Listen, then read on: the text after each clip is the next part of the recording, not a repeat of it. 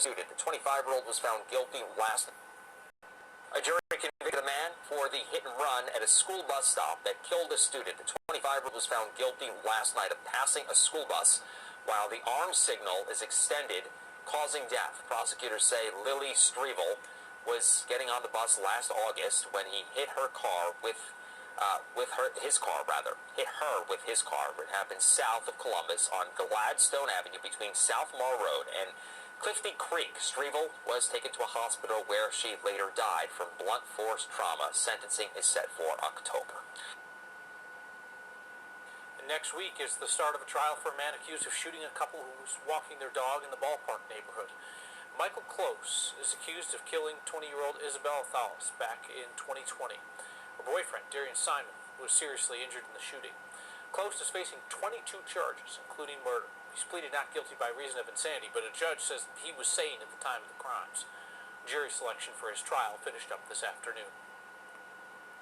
Santa Fe police have arrested a suspected birthday party shooter. Investigators say they have evidence 20-year-old Jonathan Romero is the one who opened fire into a large group of people during the celebration September 11th.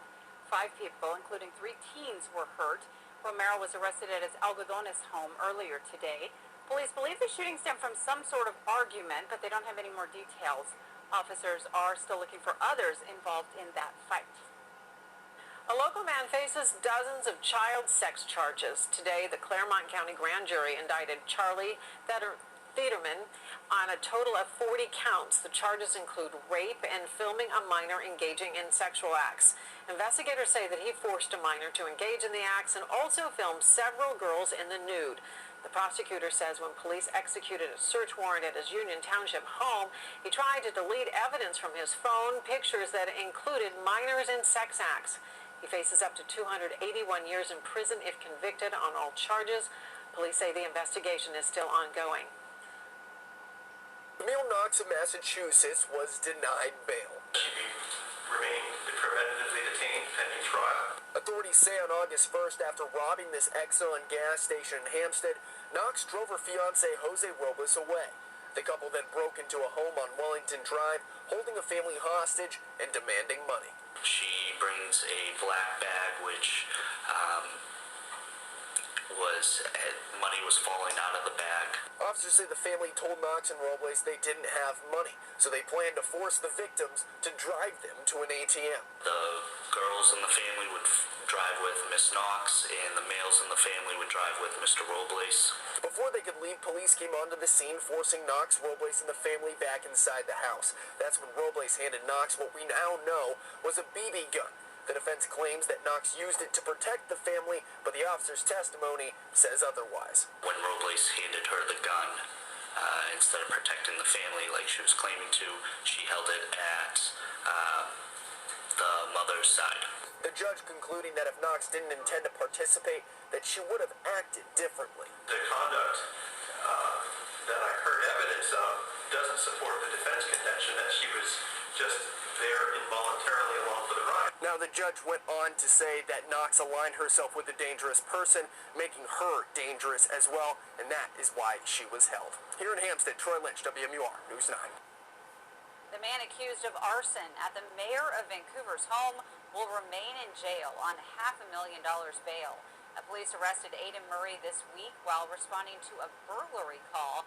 Well, then they connected him to that fire set outside Mayor Ann McInerney Ogle's home Monday night. He was arrested for arson and burglary and was in court for the first time this morning.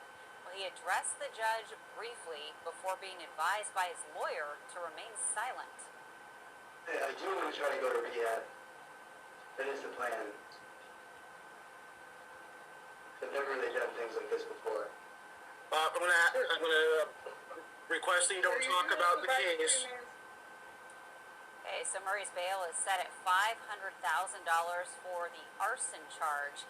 The prosecution in this case says he has had 5 prior criminal convictions.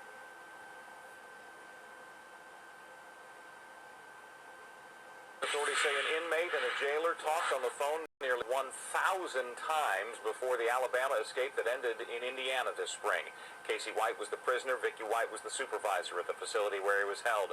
Authorities say the pair developed a romance and hatched a plot to break Casey White out, then run to a new life. They made it to Evansville, where 11 days later authorities found them. A chase ended in a crash, the rearrest of Casey White, and the suicide of Vicky White. Sheriff in Lauderdale County, Alabama, now says the pair exchanged 949 calls in the months before the escape, while Casey White was still in state custody.